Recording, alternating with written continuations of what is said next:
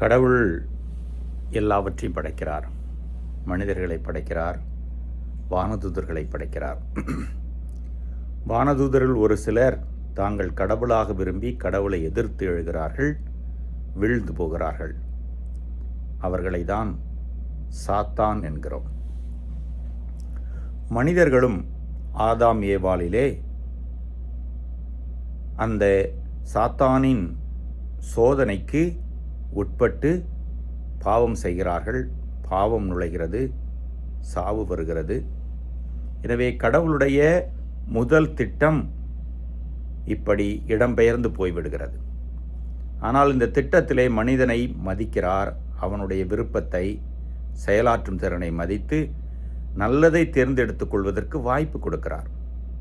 அதற்கு தொடர்ந்து நல்ல வானதூதர்கள் உதவி செய்கிறார்கள். அதே நேரத்திலே தீயோனோடு இருக்கிற அந்த கூட்டம் மனிதர்கள் இதிலிருந்து திசை மாறி போக அவ்வப்போது சோதனையை கொடுத்து கொண்டேதான் இருக்கிறது.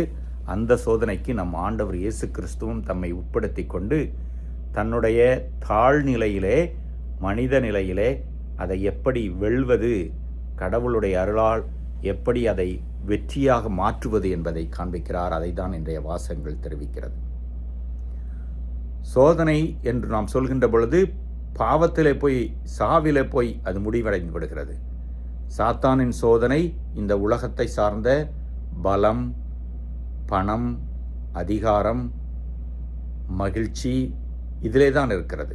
ஆனால் முடிவில்லா நிலையான வாழ்வு கடவுளால் நமக்கு அருளப்படுகிறது. அந்த வாழ்வை நோக்கி நாம் பயணம் செய்ய வேண்டுமென்றால் கடவுளுடைய அருளின் துணையோடு சோதனைகளை வெற்றி கொள்ள வேண்டும். அதற்கு இந்த தவக்காலத்தை பயன்படுத்திக் கொள்வோம்.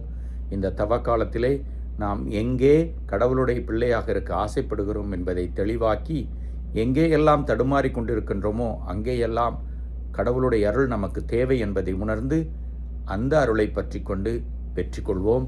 இந்த தவக்கால பயணம் இனிதாக அமையட்டும். இறைவன் என்றென்றும் வாழ்த்து பெறுவாராக.